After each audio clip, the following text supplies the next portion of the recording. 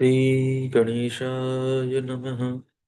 गुरुर्ब्रह्मा गुरुर्विष्णु गुरुर्देवो महेश्वर गुरुर्साक्षात् परब्रह्म तस्मै श्रीगुरुवे नमः।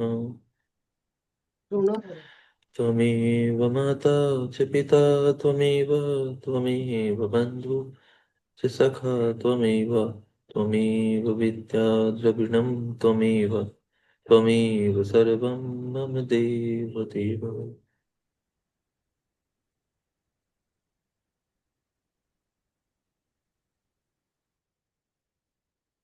यहाँ से 32वां अध्याय प्रारंभ होता है। इस अध्याय में परम धर्म का प्रतिपादन, शैवागम के अनुसार पाशुपत ज्ञान तथा उसके साधनों का वर्णन किया गया है। ऋषियों ने पूछा, वायुदेव, वह कौन सा श्रेष्ठ अनुष्ठान है जो मोक्ष स्वरूप ज्ञान को अपरोक्ष कर देता है? उसको और उसके साधनों को आज आप हमें बताने की कृपा करें। वायुदेव ने कहा, भगवान शिव का बताया हुआ जो परम धर्म है उसी को श्रेष्ठ अनुष्ठान कहा गया है। उसके सिद्ध होने पर साक्षात मोक्षदायक भगवान शिव अपरोक्ष हो जाते हैं। वह परम धर्म पांचों पर्वों के कारण क्रमशः 5 प्रकार का जानना चाहिए। उन पर्वों के नाम हैं क्रिया, तप, जप, ध्यान और ज्ञान। ये उत्तरोत्तर श्रेष्ठ हैं। उन उत्कृष्ट साधनों से सिद्ध हुआ धर्म परम धर्म माना गया है। जहाँ परोक्ष ज्ञान भी अपरोक्ष ज्ञान होकर मोक्षदायक होता है। वैदिक धर्म 2 प्रकार के बताए गए हैं, परम और अपरम। धर्म शब्द से प्रतिपाद्य अर्थ में हमारे लिए श्रुति ही प्रमाण है। योग पर्यंत जो परम धर्म है वह श्रुतियों के शिरोभूत उपनिषद में वर्णित है, और जो अपरम धर्म है वह उसकी अपेक्षा नीचे श्रुति के मुख भाग से अर्थात संहिता मंत्रों द्वारा प्रतिपादित हुआ है, जिसमें पशु वध जीवों का अधिकार नहीं है। वह वेदांत वर्णित धर्म परम धर्म माना गया है। उससे भिन्न जो यज्ञ यागादि हैं उसमें सबका अधिकार होने से वह साधारण या अपरम धर्म कहलाता है। जो अपरम धर्म है वही परम धर्म का साधन है। धर्मशास्त्र आदि के द्वारा उसका सम्यक रूप से विस्तार पूर्वक सांगोपांग निरूपण हुआ है। भगवान शिव के द्वारा प्रतिपादित जो परम धर्म है उसी का नाम श्रेष्ठ अनुष्ठान है। इतिहास और पुराणों द्वारा उसका किसी प्रकार विस्तार हुआ है, परंतु शैव शास्त्रों द्वारा उसके विस्तार का सांगोपांग निरूपण किया गया है। वहीं उसके स्वरूप का सम्यक रूप से प्रतिपादन हुआ है। साथ ही उसके संस्कार और अधिकार भी सम्यक रूप से विस्तार पूर्वक बताए गए हैं। शैव आगम के 2 भेद हैं, श्रोत और अश्रोत।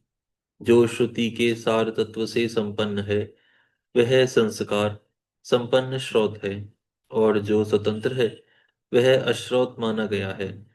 स्वतंत्र शैवागम पहले 10 प्रकार का था, फिर 18 प्रकार का हुआ। वह कामिका आदि संज्ञाओं से सिद्ध होकर सिद्धांत नाम धारण करता है। श्रुति सारमय जो शैव शास्त्र है उसका विस्तार 100 करोड़ श्लोकों में किया गया है। उसी में उत्कृष्ट पाशुपत व्रत और पाशुपत ज्ञान का वर्णन किया गया है। युग युग में होने वाले शिष्यों को उसका उपदेश देने के लिए भगवान शिव स्वयं ही योगाचार्य रूप से जहां तहां अवतीर्ण हो उसका प्रचार करते हैं। इस शैव शास्त्र को संक्षिप्त करके उसके सिद्धांत का प्रवचन करने वाले मुख्यतः 4 महर्षि हैं, रुरु, दधीच, अगस्त्य और महायशस्वी उपमन्यु। उन्हें संहिताओं का प्रवर्तक पाशुपत जानना चाहिए। उनकी संतान उनकी संतान परंपरा में सैकड़ों हजारों गुरुजन हो चुके हैं।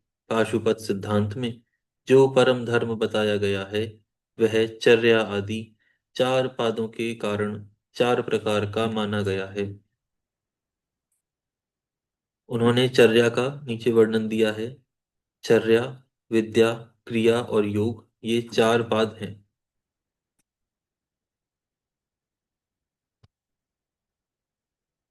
उन चारों में जो पशुपत योग है, वह दृढ़ता पूर्वक भगवान शिव का साक्षात्कार करने वाला है। इसलिए पशुपत योग ही श्रेष्ठ अनुष्ठान माना गया है। उसमें श्री ब्रह्मा जी ने जो उपाय बताया है, उसका वर्णन किया जाता है। भगवान शिव के द्वारा परिकल्पित जो नामष्टकमय योग है, उसके द्वारा सहसा शैवी प्रज्ञा का उदय होता है।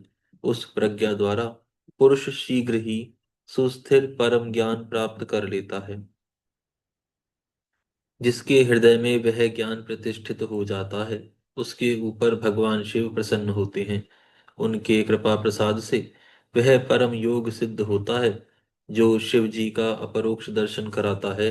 शिव जी के अपरोक्ष ज्ञान से संसार बंधन का कारण दूर हो जाता है। इस प्रकार संसार से मुक्त हुआ पुरुष भगवान शिव के समान हो जाता है। यह ब्रह्मा जी का बताया हुआ उपाय है। उसी का पृथक वर्णन करते हैं।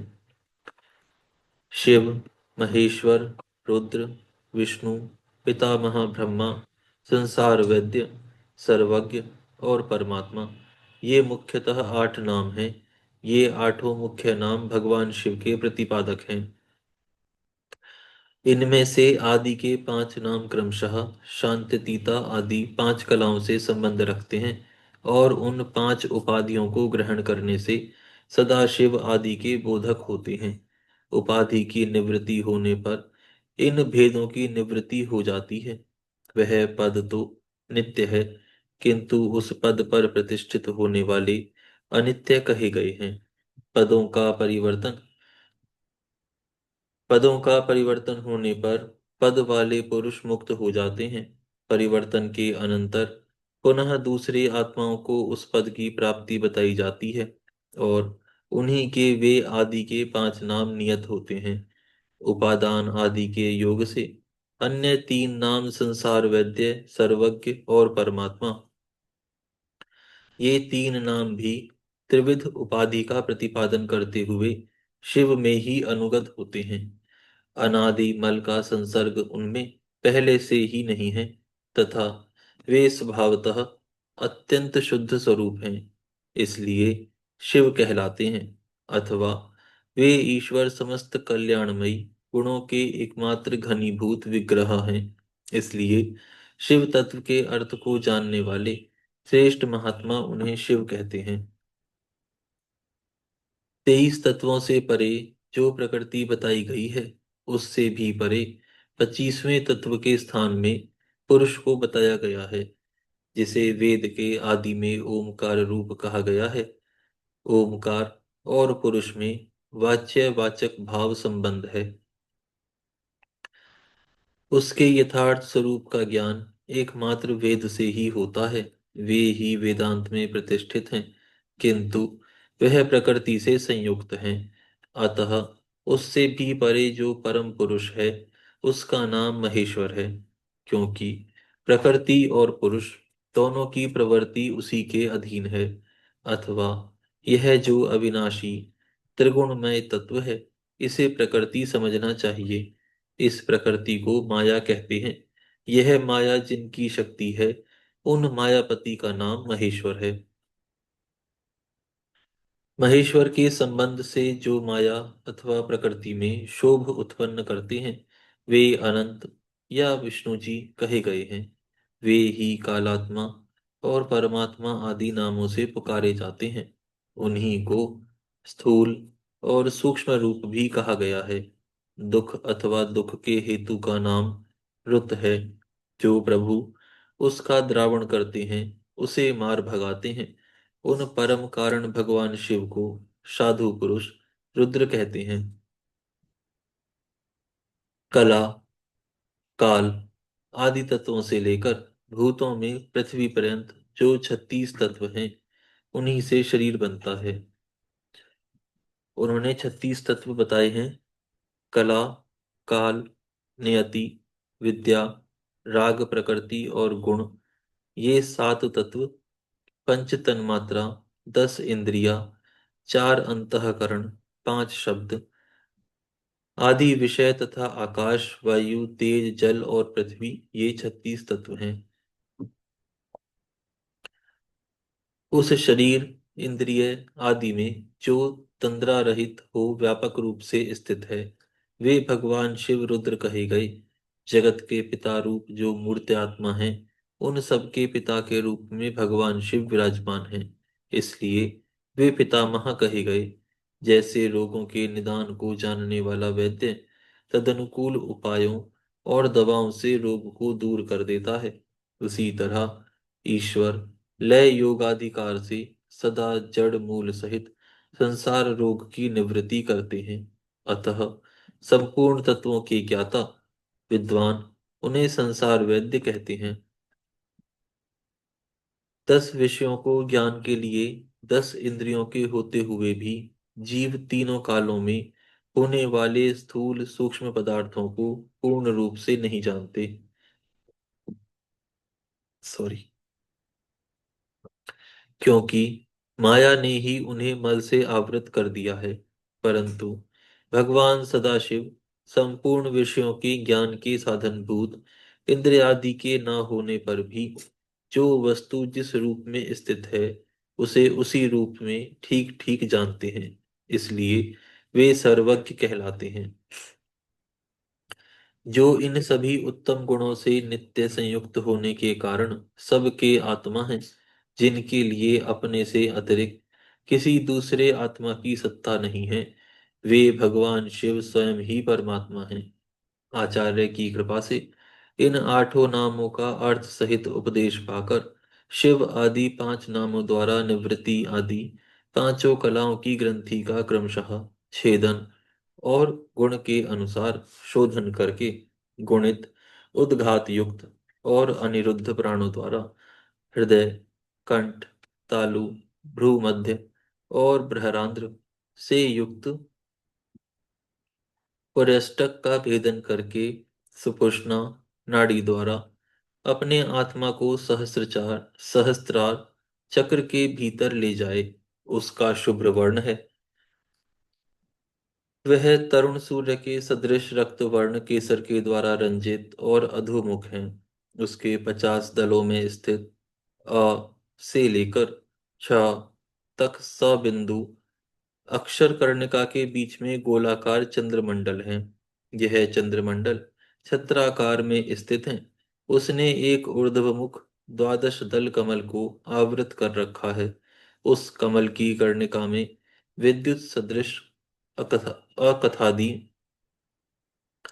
त्रिकोण यंत्र है। उस यंत्र के चारों ओर सुधा सागर होने के कारण वह मणिद्वीप का आकार का हो गया है। उस द्वीप के मध्य भाग में मणिपीठ है। उसके बीच में नाद बिंदु के ऊपर हंस पीठ है। उस पर परम शिव विराजमान है। उक्त चंद्रमंडल के ऊपर स्थित भगवान शिव के तेज में अपनी आत्मा को संयुक्त करें। इस प्रकार जीव को शिव में लीन करके शाक्त अमृत वर्षा के द्वारा अपने शरीर के अभिषिक्त होने की भावना करें। तत्पश्चात अमृतमयी विग्रह वाले अपनी आत्मा को ब्रह्मांड से उतारकर हृदय में 12 दल कमल के भीतर स्थित चंद्रमा से परे श्वेत कमल पर अर्धनारीश्वर रूप में विराजमान मनोहर आकृति वाले